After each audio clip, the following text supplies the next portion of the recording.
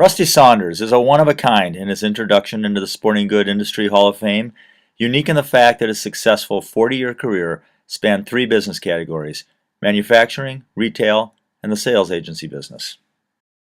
Rusty's love of sports started as a lanky teenager playing basketball for his high school in the renowned New York Catholic High School Athletic Association.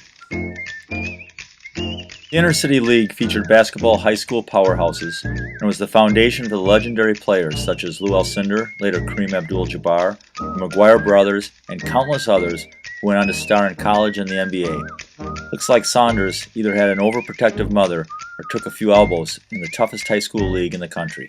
The 6'6" Saunders was recruited by the University of Dayton's legendary coach Tom Blackburn. The Flyers posted a 25-4 record during his 55-56 season and were runners-up in the NIT. Dayton made it back to the NIT quarterfinals during his 56-57 season.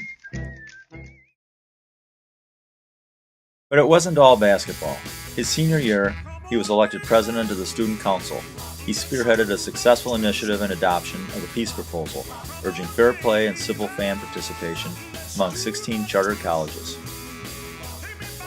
Then in his senior year, Rusty was honored with the University of Dayton's Presidential and Academic Achievement Award. While we could only find one such photo, we think this proves he even found a little time for studying. After graduation, Rusty went into the banking business on Wall Street, but his life away from sports was short-lived. At a party with his wife Chris, a friend recognized his natural sales ability. Don't we all? And very quickly, Rusty found himself back associated with sports, right where he belonged. And the friend actually was the Dean of Business, Father Boyle.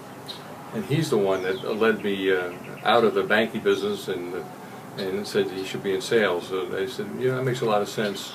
And that's when I applied to three companies, Wilson and Spalding McGregor. McGregor had an opening, and that started my career. Well, obviously, outside of the love of my life, which is Chris and my kids, sports was certainly a big part of my life. So that took me from the banking business into starting my career with McGregor.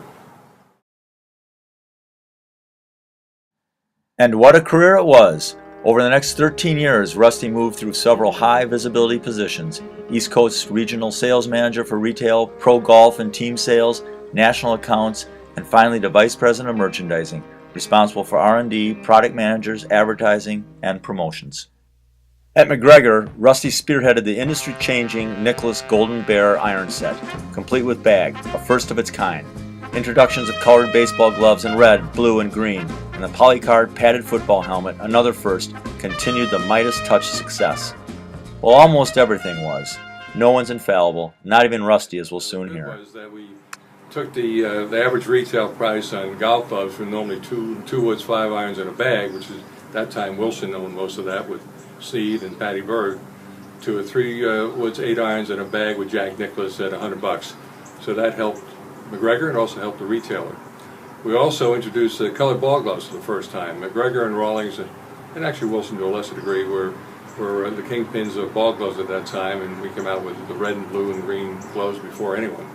And then I guess the other thing was we went into the helmet business. That was, hate to tell you, that was right after the leather helmets. And the big company was a suspension helmet with Riddell, and we introduced padded helmets and actually became the number 2 helmet manufacturer. Now the bad side, Marty, is I convinced Brunswick, which is our parent company, to go into the athletic shoe business. And that was before the Nikes of the world. So we bought 100,000 pair of shoes, and I must tell you, it was the largest closeout in the history of McGregor. So, Rusty, go back to this leather helmets thing again. You mean to tell me that you're that old that people didn't even wear helmets in football when you started in this business? I go back to Chuck Bednarik. He didn't even wear a helmet. Ask Rusty and he'll tell you the highlight of his early McGregor career was directing product development, promotions, and personal appearances for football icons such as Unitas, Namath, Ditka, Shula, and Eubanks, and golf legends like Miller, Nicklaus, Watson, and Weiskopf, and in baseball the stars of the day, Rose, Morgan, Aaron, and Frank Robertson. During this time, Rusty was recognized by McGregor on 4 occasions as its leading sales producer and product developer. Well, after McGregor, I mean, that was a great experience, great family, but I also realized that the corporate life was not necessarily for me. I wanted to own something without having any money. So there was an opportunity for me to get into the retail business. I left McGregor, went to Baltimore, went into a small little chain up there, and they were in the lacrosse business. And then I was recruited by a company out of Washington, D.C. called Recreation Products Retailing that got me involved with two other chains that were somewhat in trouble at that time, Brendan Moore's and Hollywood Sports Plaza. So that's how it went from manufacturing to retail. I left the retail end to start my sales agency with actually the president of McGregor, Jerry O'Keefe, and that was also a great time in my life, and I had 19 great years in the sales agency business representing companies like Brooks and Soft Soul and other companies. Subsequent to that led me right into the consulting business, and that's what I do today. Rusty's stint as Executive Vice President and Chief Operating Officer of Brendan Moore's and Hollywood Sports Player were yet another success as the stores climbed back to profitability. In his next venture, Rusty's sales agency was recognized by Brooks as the Agents of the Year twice, and Rusty was Salesman of the Year on 3 occasions. It was during these years that Rusty received the Lifetime Achievement Award from the Sporting Goods Agents Association. Rusty continues to this day to innovate and embrace change and new thinking. He's a founding partner in Sports One Source, a longtime moderator of the NSGA Management Conference, an advisory board member for M Plus Corp, and founder of Get in the Game, connecting over 40 universities with industry leaders to introduce and educate upcoming university graduates to the various career opportunities in the sporting goods industry.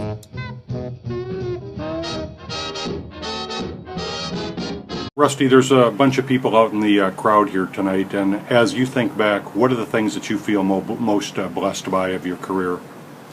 Well, I mean, I'd have to say the friendships I've formed over the years, Marty. It's been incredible. We stayed very close. Joe, of course, who introduced me at the Hall of Fame thing, has become a close friend for many years. And there's others, relationships like with M Plus and with Brooks, with the Todd Vores and Sess and Steve Heads, etc. And with Brooks, I see Dan Sheridan is here from Brooks. And with the guy that bought my business, John Keane, a great guy, and he's just developed it even further. So I'd say that the relationships with friends, along with my family, obviously, is what's made it so special for me. As Rusty looks back on 50 years in the business, there's only one thing he's prouder of: his 52-year romance with his wife, Chris, his 5 married children and 12 grandchildren. Not a bad start in life. More to come. Welcome, Rusty, to the Sporting Goods Industry Hall of Fame.